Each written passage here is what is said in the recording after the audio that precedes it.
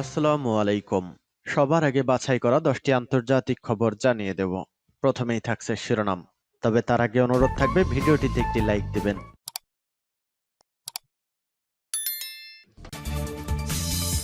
হামাসের হামলায় আরও 6 ইসরায়েলি সেনা সদস্য নিহত। ফিলিস্তিনের ভয়ঙ্কর যুদ্ধ কৌশলে অবাক ইসরায়েল। শিগগিরই পারস্য উপসাগর থেকে মার্কিন বিমানবাহী রণতরী তাড়ানো হবে বলছে ইরান।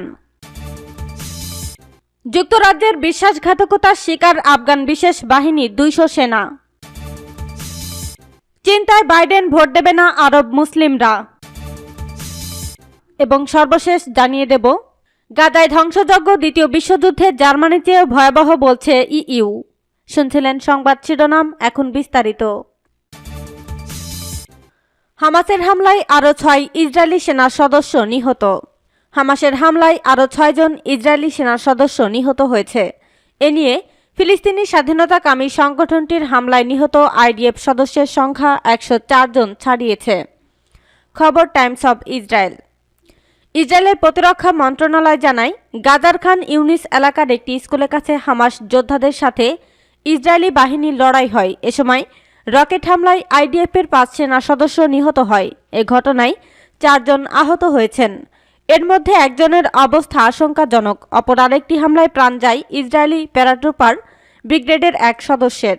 গত কয়েকদিনের মধ্যে ইসরায়েলি বাহিনীর উপর এটাই হামাসের সবচেয়ে বড় এবং সফল হামলা।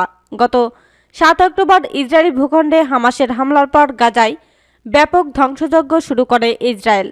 ইসরায়েলি বাহিনীর হামলায় ফিলিস্তিনে মৃত্যু 18,200 ছাড়িয়েছে। পাল্টা জবাবে আইডিএফের উপর লক্ষ্য করে গেরিলা হামলাও অব্যাহত রেখেছে হামাস।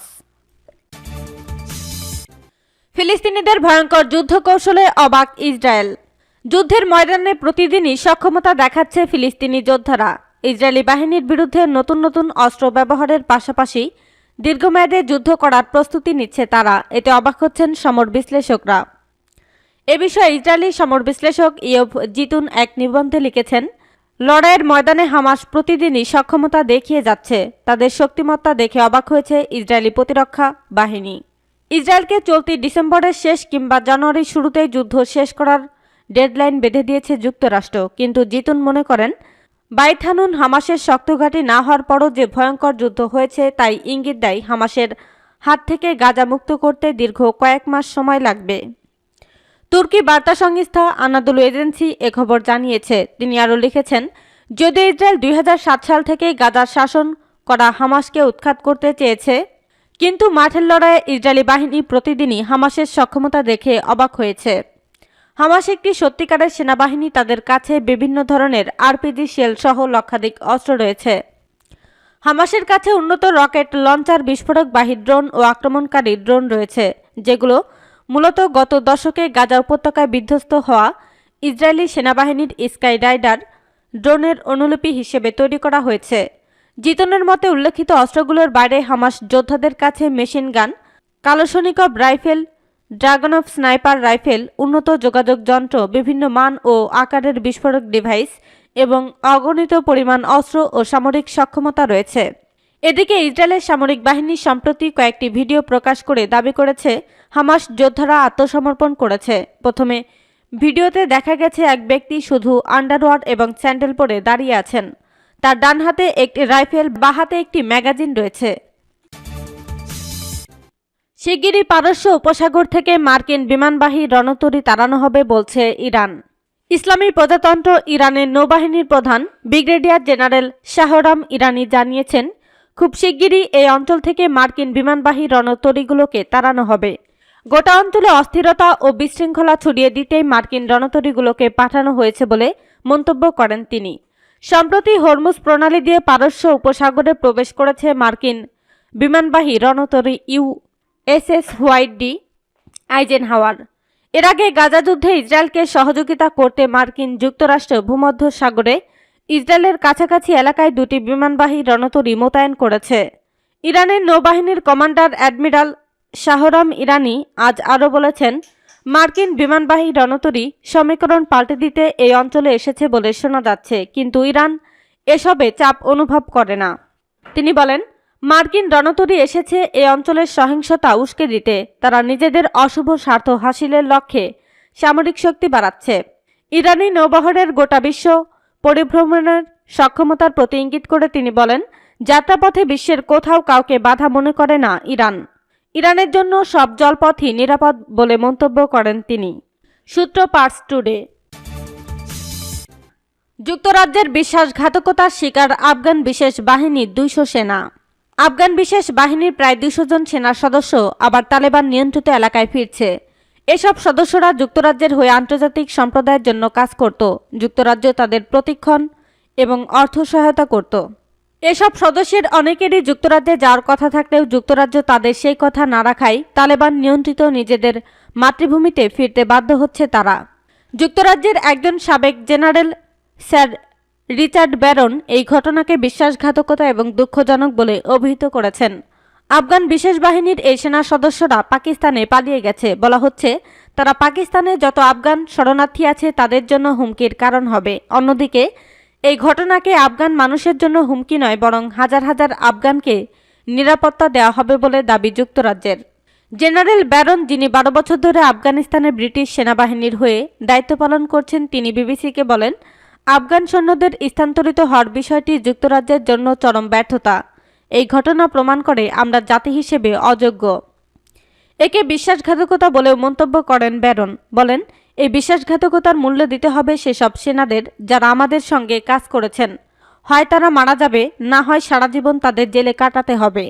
2021 সালে প্রধানমন্ত্রী বরিস জনসন সংসদে বলেছিলেন, আফগান বিশেষ বাহিনীর এসব সদস্যরা যারা নিরলসভাবে আন্তর্জাতিক সম্প্রদায়ের হয়ে কাজ করছেন তারা অত্যন্ত গুরুত্বপূর্ণ এবং তাদের জন্য একটি পদ দিতে হবে এবং নিরাপত্তা দিতে যা দরকার তা করবে যুক্তরাজ্য। আফগান বেসামরিক নেতাদের জীবনের ঝুঁকি এড়াতে রাজনৈতিক আশ্রয় দেওয়ার জন্য ব্রিটেনের জ্যেষ্ঠ কূটনীতিক এবং সেনা কর্মকর্তাদের আহ্বান যুক্তরাজ্য সরকারের প্রত্যাখ্যানের মধ্য দিয়ে বিষয়টি জটিল আকার ধারণ করে। চিন্তায় বাইডেন, ভোট দেবে না আরব মুসলিমরা। প্রচ্ছদ পৃষ্ঠায় পুরোটা জুড়ে মার্কিন প্রেসিডেন্ট জো বাইডেনের ছবি, আর তাতে ঘন লাল হরফে লেখা সুস্পষ্ট বার্তা, তিনি আমাদের ভোট পাবেন না। পত্রিকাটির নাম আরব আমেরিকান নিউজ।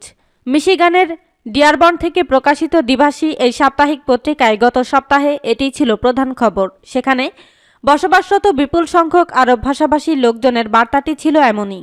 বাইডেন যখন 2024 সালে আবার নির্বাচনের জন্য লড়ছেন, তখন আরব ও মুসলিম আমেরিকান ভোটাররা তাকে কিভাবে দেখছে সেটা এর মাধ্যমে বোঝা যাচ্ছে। অনেক ফিলিস্তিনি আরব এবং মুসলিম আমেরিকান গাজায় ইসরায়েলের যুদ্ধে বাইডেন প্রশাসনের অটল সমর্থনে হতাশা প্রকাশ করেছে। তাদের হতাশা লাঘব করার চেষ্টা বাইডেন প্রশাসন করেছে। বেশ কয়েকজন প্রতিনিধি পাঠিয়ে মুসলিম ও আরবদের মন জয় করার চেষ্টা চালানো হয়েছে, কিন্তু বাইডেন প্রশাসনের নীতি পরিবর্তিত না হয় তাতে লাভ হয়নি কিছুই। অনেকে এমনও বলেছে প্রয়োজনে ডোনাল্ড ট্রাম্প আবার ক্ষমতায় আসুক, তবুও যেন বাইডেন বিদায় নেন। গত মাসে আরব আমেরিকান ইনস্টিটিউটের পরিচালিত এক জরিপে দেখা যাচ্ছে আরব আমেরিকান সম্প্রদায়ের মধ্যে বাইডেনের প্রতি সমর্থন ব্যাপকভাবে হ্রাস পেয়েছে। মাত্র 17% বলেছে তারা বাইডেনকে সমর্থন দেবে, অথচ 2020 সালে বাইডেনের প্রতি তাদের সমর্থন ছিল 59%। গাজায় ধ্বংসযজ্ঞ দ্বিতীয় বিশ্বযুদ্ধের জার্মানির চেয়ে ভয়াবহ বলছে ইইউ। গাজা উপত্যকার পরিস্থিতি বিপর্যয়কর, প্রলয়ঙ্কারী। দ্বিতীয় বিশ্বযুদ্ধে জার্মানি যে ধরনের ক্ষতির মুখে পড়েছিল, গাজায় তার চেয়ে বেশি ধ্বংসযজ্ঞ হয়েছে, এমন মন্তব্য করেছেন ইউরোপিয়ান ইউনিয়নের শীর্ষ কূটনীতিবিদ জোসেফ বোরেল। সোমবার পশ্চিম তীরে চরমপন্থী বসতি স্থাপনকারীদের সহিংসতায়ও ইউরোপিয়ান ইউনিয়ন আতঙ্কিত। তিনি জেরুজালেমে আরও 17টি বাড়ি ইউনিট নির্মাণের ইসরায়েলি সরকারের বিরুদ্ধেও নিন্দা করেন। তিনি বলেন, ব্রাসেলস মনে করে এটি আন্তর্জাতিক আইনের লঙ্ঘন। হামাসের আক্রমণের কারণে গ্রুপটিকে ইউরোপিয়ান ইউনিয়নের সন্ত্রাসী সংগঠনের তালিকায় স্থান পাওয়ার উপযুক্ত, এমন কথা উল্লেখ করে বোরেল বলেন যে বেসামরিক মৃত্যু এবং বেসামরিক সম্পত্তি ও অবকাঠামো ধ্বংসের আলোকে ইসরায়েলি সামরিক বাহিনীর অভিযান আনুপাতিকের চেয়ে অনেক বেশি হয়েছে। সূত্র Al Jazeera, the News International, Reuters এবং অন্যান্য।